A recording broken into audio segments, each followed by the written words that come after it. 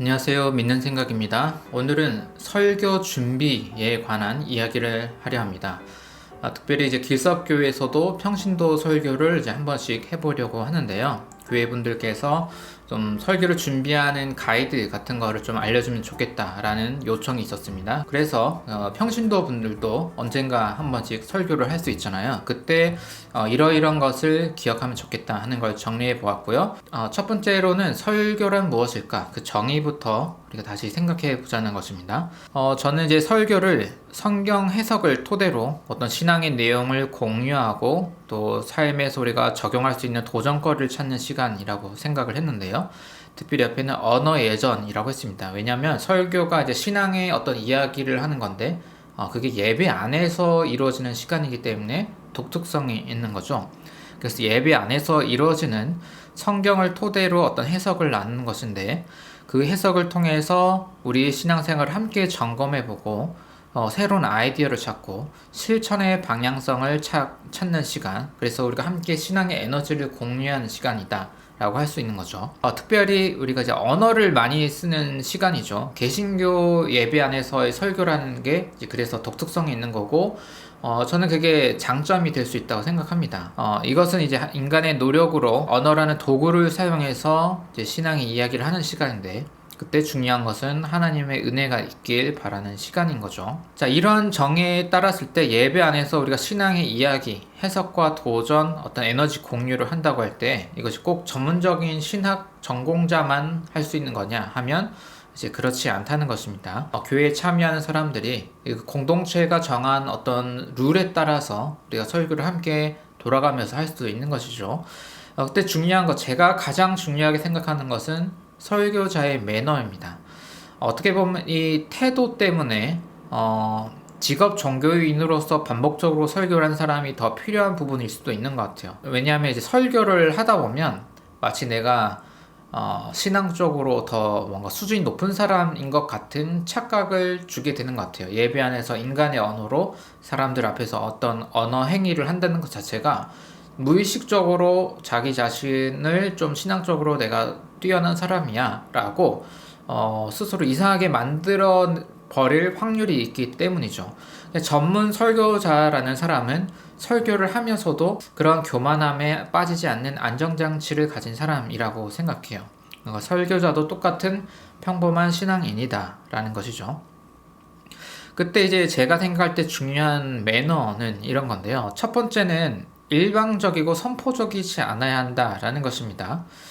설교라는 게 예배 안에 있다 보니까 우리가 찬양하고 기도하고 딱 그 끝나고 나서 설교를 딱 막상 하려고 하면 굉장히 거룩한 언어로 뭔가 주입식 언어로 종교적으로는 우리가 선포적이다라고 하는데요. 그런 언어로 말해야 할 것 같은 압박감을 받을 수 있습니다. 예배라는 순서 안에서 우리가 언어 행위를 하려다 보니까 자기도 모르게 선포적인 태도가 나올 수도 있고 또 우리가 어려서부터 그런 태도의 설교에 익숙해진 경우에 마음으로는 나는 일방적인 언어로 주입식 언어로 하지 않아야지 할지라도 막상 설교를 딱 해보려는 순간 우리가 어렸을 때부터 들어왔던 설교의 어떤 태도가 나와버릴 수 있거든요. 그래서 이 부분을 항상 기억을 하는 게 좋을 것 같아요. 강압적이지 않고 열린 태도로 이야기를 할 수 있어야 한다. 그리고 설교가 끝났을 때 우리는 설교를 들은 사람들에게 겸허히 여러 비판과 피드백을 들을 수 있어야 합니다. 하지만 우리가 직업적으로 매번 설교를 하지 않는 경우에는 이게 익숙하지 않죠. 설교라는 장르도 좀 낯설고 예배 안에서 말을 한다는 게 쉽지 않거든요. 그래서 원래 말을 하는 직업을 가진 사람들도 좀 힘들 수 있습니다. 그래서 듣는 사람들이 피드백을 해줘야 하는 건 당연한데 매주 설교라는 사람들에게는 조금 날선 비판과 날카로운 피드백을 할 수 있다 할지라도 평신도 교인이 설교를 할 때는 그래도 조금 따뜻한 마음으로 우리가 이해해 주면서 피드백을 해 주어야 한다는 이 정도의 생각은 우리가 함께 공유할 필요가 있는 것 같아요. 안 그러면 이제 설교를 처음 하는 분은 좀 너무 많은 부담을 가질 수 있기 때문이죠. 양쪽이 모두 필요합니다. 설교를 하는 입장에서는 너무 무섭게 강압적 언어를 쓰지 않는다. 설교를 듣는 사람 입장에서 특히 설교를 처음 하는 평신도 교인이 설교를 할 때는 피드백을 해줘야 되지만 좀 따뜻한 매너로 피드백을 해준다. 자, 두 번째는 참고 자료를 말해줄 수 있어야 한다입니다. 단 참고 자료가 있을 경우에만 있는 거죠. 아무런 참고 자료 없이 자기가 성경을 참신하게 해석해서 이야기를 나눈 것도 물론 가능합니다. 그리고 참고 자료를 말하는 건 꼭 설교 시간에 다 말할 필요는 없습니다. 그걸 얘기하는 게 설교에 방해가 된다고 생각할 때는 설교가 끝나고 이야기할 수도 있겠죠. 제가 이제 2번을 중요하게 생각하는 이유는 저 개인적으로는 제가 항상 어떤 컨텐츠를 공부하고 이 설교를 준비하는지를 교회분들에게 소개하는 게 저도 좋고 교회분들도 좋다고 생각했어요. 왜냐하면 이 주제를 좀 더 공부하려면 이 목사가 참고한 참고 자료를 내가 살펴보면 되겠구나 라고 해서 이제 어떤 소스를 오픈하는 거니까요. 그리고 이제 설교라는 장르가 제가 볼 때 한국 교회에서는 너무 불법 카피가 많아서 조금 이런 태도를 우리가 만들어갈 필요가 있는 것 같아요. 근데 만약에 평신도 분이 설교를 한다고 할 때 어느 목사님 설교가 너무 좋았습니다. 그래서 오늘은 그 목사님의 설교 내용을 그대로 소개를 해드리고 마지막에 저의 이야기를 한번 담아 보겠습니다. 그리고 이런 질문을 가져왔으니 예배 끝나고 함께 이렇게 이야기를 해봅시다 라고 이런 방식으로 소개를 하면 충분히 설교의 컨텐츠로 좋을 것 같아요. 설교의 많은 퍼센티지를 다른 분의 설교를 가져온다 할지라도 이게 내가 왜 그 설교가 좋았고 나에게 어떤 의미가 있었고 어떤 효과가 있었는지를 소개하면 나쁜 의미로 이제 뺏어온 것이 아니라 우리 교회 사람들과 함께 이야기 나누기 위해서 가져왔다라고 하면 설교를 준비하는 분도 상당히 편안한 마음으로 이렇게 이야기하고 듣는 사람들도 좀 편안한 마음으로 들어줄 수 있지 않을까 싶거든요. 그래서 참고 자료를 말해주는 게 좋다고 생각합니다. 세 번째는 다양성을 존중할 수 있어야 한다라고 하는데요. 특정 신학 학파, 특정 교단, 저 같은 경우는 장로교단에 있었죠. 그리고 어떤 특정 교단 안에서의 교리에 과도한 의미 부여를 하지 말자라는 것입니다. 이거는 목사가 아니어도 어떤 특정 신학자의 책을 아주 좋아하는 분 같은 경우에 설교를 하다 보면 마치 그 신학자의 이야기가 온 세상에서 가장 뛰어난 이야기인 것처럼 좀 과대 포장을 할 수도 있고요. 아니면 어떤 신학 교단에서 너무 거기에 매몰된 목회자인 경우에는 이 교단이 말하는 해석들이 100% 맞다 라고 할 수도 있고, 특정 교리에 갇힌 분일 경우에는 모든 성경 구절을 다 그 교리에 맞춰서 짜깁기 해낼 확률이 높거든요. 물론 우리가 성경을 해석할 때는 어떤 특정한 해석 틀을 가지고 해석을 합니다. 그렇기 때문에 너무 과도하게만 가지 말자는 거예요. 예를 들어 오늘은 내가 이런 맥락에서 이렇게 설교를 준비해봤습니다 해서 좀 편안하게 이야기를 하면 되는데, 반드시 이것만 맞다, 이 틀 안에서 하는 이야기가 아닌 다른 해석들은 모두 틀렸다라는 태도로 가지고 오면 조금 부담스럽다라는 것입니다. 네, 그래서 다양성을 존중해야 한다라는 태도 기억해야 할 것 같고요. 그 다음은 설교 시간인데 30분 내외지만 저도 30분 넘어서 30분에서 40분 사이에 하는데요. 이게 설교를 할 때 설교 시간이 너무 적게 금방 끝나지 않을까라는 걱정과 너무 길어지지 않을까라는 걱정이 다 들어요, 사실. 그래서 설교 준비를 하시면 그것을 한번 스스로 처음 하신 분은 직접 테스트를 한번 해보시고 내가 시간이 어느 정도 드는지 한번 살펴보는 게 좋은데요. 하나 팁을 드리자면 혼자서 시간을 재는 것보다 이제 예배 때 직접 설교를 하면 조금 더 시간이 늘어집니다. 그러니까 사람들과 이제 반응도 하고 피드백도 보고 이러고 또 긴장도 되고 그러면 또 느려질 수밖에 없기 때문에 준비한 것보다 조금 더 시간이 걸릴 거다라고 예상하고 준비를 하시면 좋겠습니다. 첫 번째는 이 설교의 목표는 듣는 사람들의 신앙생활에 도움이 되는 거, 거기에 목표를 두어야 한다라는 것입니다. 어떤 컨텐츠를 소개하는데 새로운 신학 이론을 소개하고 어떤 학자의 아이디어를 소개하는 것으로 끝내는 것은 안 된다라는 것인데요. 이 5번은 저도 아주 실수를 많이 하는 부분입니다. 그러니까 매번 설교를 하는 저조차도 항상 5번에서 걸려 넘어질 때가 제일 많은 것 같아요. 그래서 어떤 공부를 하고 나신 다음에 이 공부가 어떤 방식으로 적용될 수 있을까, 거기에 관해서도 좀 생각을 해보시고 지금 우리 공동체에 우리 신앙에 나는 이런 방법, 이런 방향으로 도움이 될 것 같다 라는 아이디어까지 주시면 더 좋습니다. 그리고 6번째는 현실성을 고려하자라는 것인데요. 설교를 할 때 이게 너무 에너지가 끌어올라서 너무 비장해지고 진지해지면 조금 곤란할 때가 있습니다. 마치 설교가 끝나면 설교를 들은 모든 사람들이 막 들고 일어나서 바로 이제 급진적으로 회상을 뜯어 고쳐야 될 것 같은 압박을 주면 이게 우리가 계속 얼굴 보기 쉽지 않거든요. 그러니까 우리가 생각보다 설교 한 번으로 바뀔 수 있는 게 많지가 않습니다. 우리가 사람이 변화된다는 거는 그러니까 말을 한 번 한다고 해서 내가 변하는 것도 아니고 말을 듣는다고 해서 단번에 바뀌는 게 아니잖아요. 물론 신앙의 신비 안에서 하나님께서 이 설교 시간에 하나님의 영을 통해 말하는 사람과 듣는 사람에게 초자연적인 역사를 해 주실 수도 있다. 물론 이 가능성 절대 배제하면 안 되는 것이죠. 하지만 확률적으로 우리가 설교를 이제 많이 들어보시잖아요. 네, 들었을 때 우리가 바뀌는 거는 설교 시간에 딱 해서 한 번에 바뀌는 게 아니라 우리가 어떤 것을 기억을 하고 그러니까 삶에서 그 기억한 것을 적용해서 반복해서 우리가 수행함으로 체화를 할 때 조금씩 바뀌는 것이기 때문에 너무 이제 진지하게 해버리면은 좀 부담이 돼요.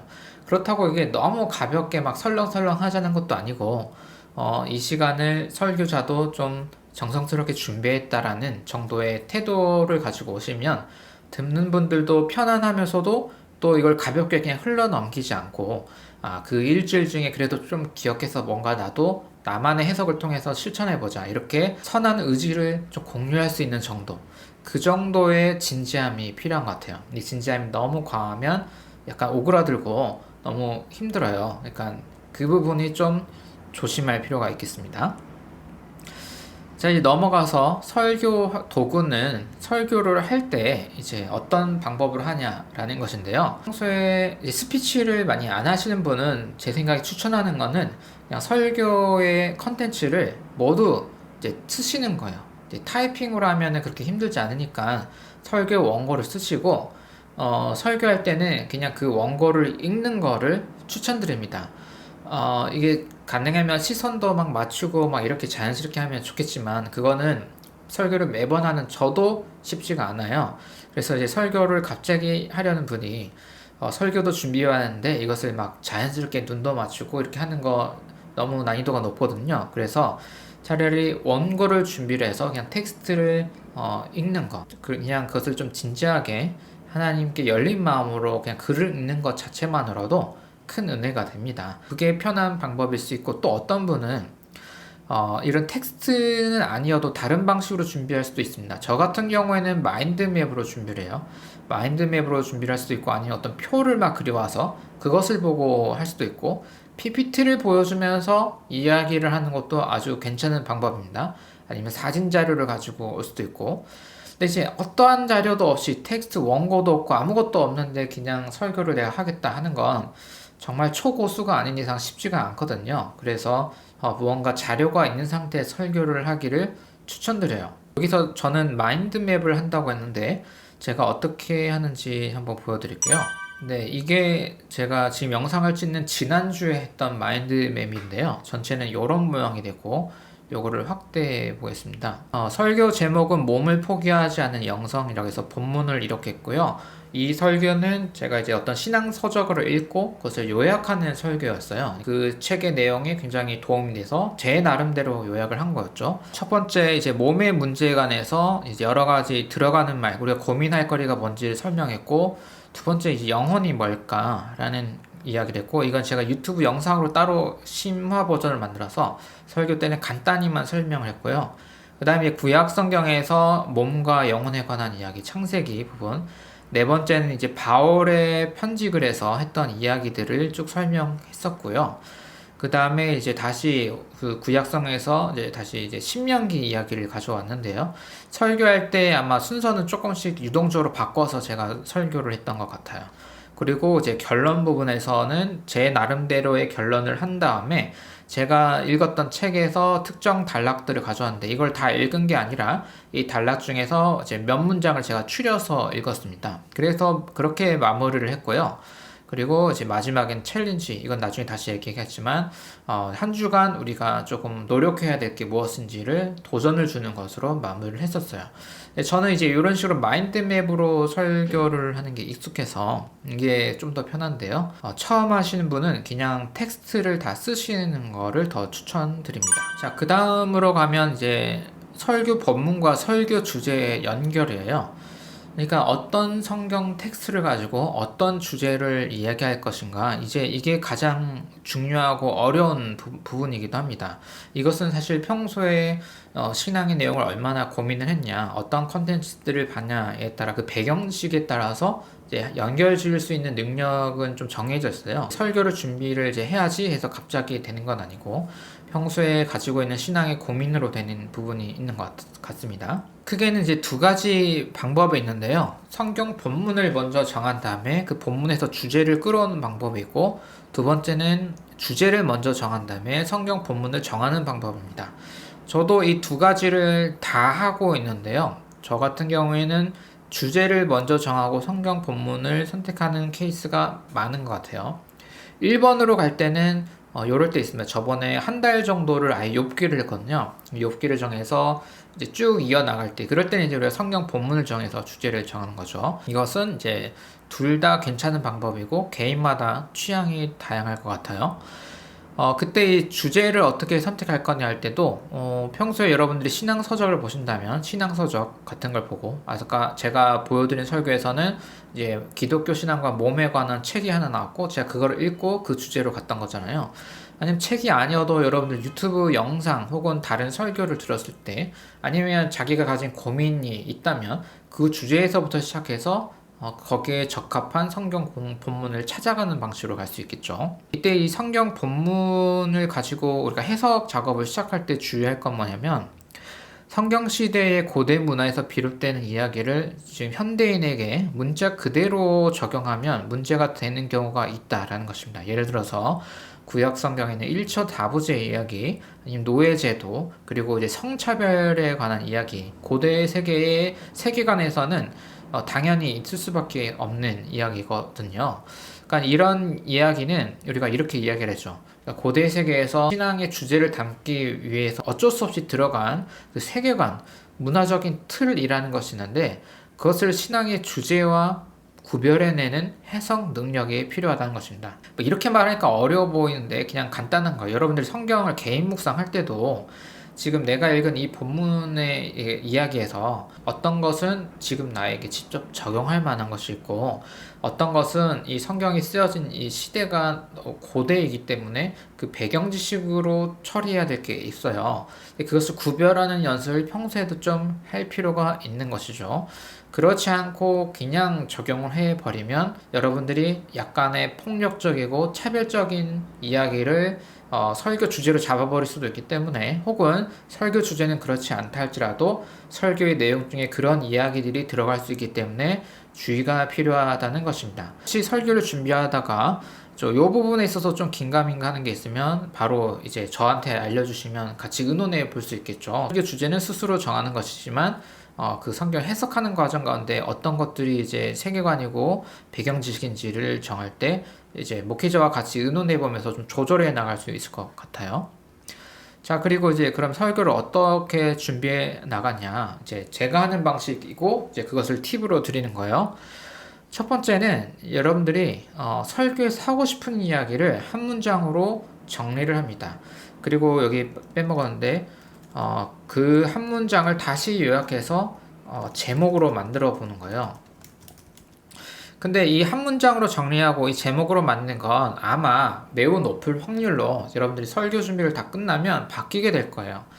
그래서 이거는 가제라고 보시면 돼요. 이 제목은 가제고, 이 주제 또한 생각보다 여러분들이 쫙 펼쳐놔서 이야기를 구성하고 나면 생각보다 주제가 미묘하게 틀어질 수 있거든요. 그러면 그때 가서 이 한 문장을 다시 조정하시면 돼요. 그리고 제목도 다시 조정하면 되고. 하지만 처음에 이야기를 구성할 때 방향성을 잡기 위해서 먼저 한 문장으로 여러분의 이야기를 정리하고 제목을 먼저 1차로 만들어 보고 이 모든 과정을 시작하시면 좋겠습니다. 그리고 성경 본문 해석에 관한 자료들을 여러분들이 리서치를 하는 건데요. 여러분들이 평소에 보고 있는 신앙책, 그리고 뭐 주석도 있고, 주석에서도 종류가 좀 다양해요. 평신도 분도 좀 볼만한 주석이 있고 조금 부담스러운 주석도 있고 그렇거든요. 이거는 그렇게 추천하진 않고 신앙 서적만 해도 좋은 책들이 많이 있습니다. 그리고 유튜브 자료에도요, 평소에 기독교 컨텐츠를 보시는 분들은 그런 자료들을 통해서 이제 성경을 해석하는데 참고 자료를 가져오시면 충분합니다. 여러분들이 설교를 직업적으로 전문적으로 할 게 아니기 때문에 여기에 관해서 여러분들이 평소에 접할 수 있는 컨텐츠 중에서 뽑아서 하나를 가져오면 그게 될 것 같아요. 갑자기 설교를 한다고 해서 안 하던 공부를 막 하고 막 이러면은 너무 힘들잖아요. 이제 그렇게까지 할 필요는 없을 것 같아요. 그 다음에 중요한 건 이제 그 흐름을 만드는 겁니다. 제가 전에 마인드맵을 보여드릴 때 첫 번째 덩어리, 두 번째 덩어리, 세 번째 덩어리, 네 번째 덩어리 이렇게 만들었잖아요. 그래서 이야기를 이렇게 정리를 하는데 물론 그 제일 많이 쓰는 게 3단 문법, 뭐 서론, 본론, 결론 이것도 있지만 굳이 그런 것에 갇힐 필요는 없고요. 여러분들이 이야기를 세 덩어리 혹은 네 덩어리, 다섯 덩어리 이렇게 만들 수 있겠죠. 이때 여러분들이 이야기 덩어리를 7개, 8개 이렇게 넘어가 버리면 너무 복잡해져요. 스스로 소화하기도 어렵고 듣는 사람들도 그것을 다 기억할 수 없기 때문에 제 생각에는 뭐 3개에서 5개 정도의 덩어리로 나누는 게 좋지 않나 생각이 듭니다. 그래서 3개에서 5개 이야기 덩어리를 만든다. 네 번째는 아까 제가 설교 끝날 때 맨 마지막을 어떤 챌린지를 정했죠. 이번 한 주간 이 해석을 통해서 이런 적용점을 찾아봅시다. 그래서 공동체 구성원들이 너무 부담감 가지지 않고 현실적으로 해볼 수 있을 법한 챌린지를 공유해 보는 거. 그런 방식으로 마무리하는 게 좋을 것 같아요. 그래서 저도 처음에는 이런 챌린지를 안 했었습니다. 왜냐하면 제가 약간 교회에 오는 분들에게 명령하는 것 같은 느낌이 들어서 저도 부담돼서 안 했는데 이 챌린지를 꼭 이걸 하라라는 것이 아니라 이런 방향으로 우리가 뭔가 아이디어를 모아서 해볼 수 있다. 그리고 같이 해보자라는 저에게도 도전도 주고 함께 도전을 줄 수 있는 방향성을 잡으면 그게 설교를 듣는 분들이 더 도움이 된다고 하더라고요. 그래서 너무 명령적이지 않은 방식으로 공동체가 함께 해보자 라는 방식의 좀 기분 좋은 수준에서의 챌린지를 정하면 좋을 것 같습니다. 그리고 마지막으로 이게 더 중요할 수도 있어요. 뭐냐면 이 예배가 끝나고 이 설교를 들은 사람들이 함께 어떤 방향으로 이야기를 나누면 좋을지를 조정해주는 나눔 질문을 준비해주면 좋습니다. 이게 설령 설교가 완전히 망해도 나눔 질문이 좋으면 이 질문들을 가지고 대화를 할 수 있는 거거든요. 저 같은 경우에는 항상 그 설교에 맞춰서 한 4-5개 정도 질문을 정하는데요. 그 질문은 이제 제가 설교를 준비하면서 같이 미리 생각해 보기도 하고 이 질문을 가지고 왔을 때 사람들이 이 질문으로 어떤 대화를 했을까 충분히 상상해 가면서 질문들을 조절합니다. 그리고 이제 교회에 참여한 분들은 이 나눈 질문은 보조적인 거지 꼭 이 질문대로 대화를 해야 한다 이건 아니에요. 다만 이 질문들이 있으니까 사람들이 참여할 때 좀 더 편안한 마음을 가지고 내가 할 말이 없으면 그냥 이 질문에 대답을 해야겠다 이렇게 보조적으로 도움이 되는 장치로서의 의미입니다. 이 질문을 만드는 방법은 제가 질문을 평소에 만들면서 생각했던 건데요. 뭐냐면 첫 번째는 이 질문 중에 모든 뭐 4-5개 질문이 다 이래야 된다는 게 아니고요. 질문 중에는 설교에 집중하지 못했던 사람도 이 질문만 보고 대화할 수 있는 그런 편안한 질문을 주면 좋다. 그러면서도 설교 주제와 관련된 예를 들어서 제가 아까 설교 주제가 이제 몸과 신앙이었잖아요. 그러면 가볍게 여러분 평소에 자기 몸에 대해서 어떻게 생각하나요? 이 질문은 설교를 안 듣고 온 사람 혹은 지각한 사람도 그냥 그 질문 가지고 같이 편안하게 대화할 수 있는 질문이잖아요. 이제 그런 질문 넣으면 좋죠. 같은 맥락으로 아이스 브레이킹에 도움이 되는 질문도 포함하면 좋다. 저도 이제 이런 질문이 있을 때도 있고 없을 때도 있어요. 매주 그런 건 아니고요. 조금 재밌게 예를 들어서 몸과 관련된 거라고 하면 여러분들이 가장 좋아하는 운동은 무엇인가요? 이렇게 하면 너무 부담스럽지 않게 평소에 자기가 어떤 운동하는지 이야기하면서 좀 마음을 열 수 있잖아요. 그런 질문이 하나 있으면 좋겠죠. 그리고 이제 요런 질문이 하나 꼭 필요합니다. 설교의 핵심 주제에 관한 질문을 준비한다. 그래서 평소에 영혼과 몸에 관해서 어떻게 생각하나요? 우리 신앙생활에서 몸을 어떻게 활용하면 좋을까요? 라고 해서 설교 주제에 완전히 집중된 질문 하나가 있으면 좋은 거죠. 그리고 4번은 모든 질문에 해당되는 건데 그 질문에 예, 아니요 이렇게 단답으로 끝나는 질문은 피하고 그 질문을 들었을 때 대부분의 사람들이 공통된 답변을 하게 되는 그런 형식적인 질문은 조금 조심하는 게 좋습니다. 그리고 5번은 어떤 질문을 보면 그 질문 자체만으로 이 참여자가 좀 새로운 생각들을 하고 창의적으로 자기만의 입장을 만들어가는데 도움이 되는 그런 질문이 있으면 좋죠. 이 5번은 조금 어려운데요. 이런 방향성을 가지고 그냥 질문을 만들어 보자 그런 것입니다. 그리고 이제 이런 것도 있으면 좋겠죠. 그 설교 때 어떤 챌린지를 얘기했으니까 그런 챌린지를 다시 떠오르게 할 수 있는 질문도 있으면 좋겠고요. 그리고 7번의 경우 참여자들이 개인에 관한 이야기, 자기 스스로에 관한 이야기, 일상에 관한 이야기를 나눌 수 있는 질문하면 그 이제 신앙에 대화하는 가운데에서도 자기가 어떤 사람인지를 서로 공유할 수 있는, 그래서 서로 좀 더 친밀함을 가질 수 있는, 가까워질 수 있는 그런 질문들도 있으면 좋습니다. 또 이제 이런 기준을 모두 맞춰서 항상 질문을 만드는 건 아니고요. 그냥 이렇게 질문을 계속 만들고 또 모임을 진행하고 그 분위기를 보면서 피드백을 스스로 계속 하다 보니까 질문을 만들 때도 이제 이런 기준들이 좀 자연스럽게 생겨나더라고요. 어떻게 보면 평신도인 경우에 설교를 처음 할 때 잘하기가 쉽지 않잖아요. 설교 자체보다도 설교가 끝나고 어떻게 대화하면 좋을지 이 준비한 질문들이 더 중요할 수도 있어요.